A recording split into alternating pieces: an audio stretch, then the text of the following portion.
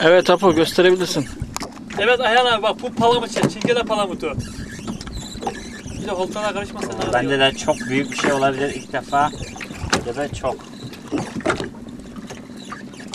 Onun çekişini beğendim.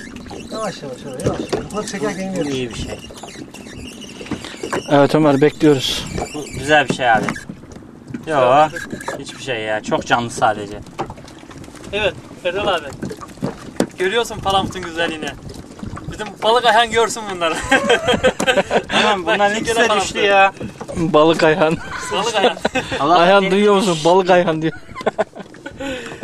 Bu çingene palamutu Ayhan abi, iyi bak iyi bak.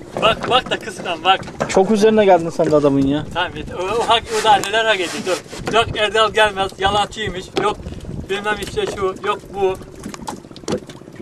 Tamam yeter Erdal abi. Bir de çıkarabilsek.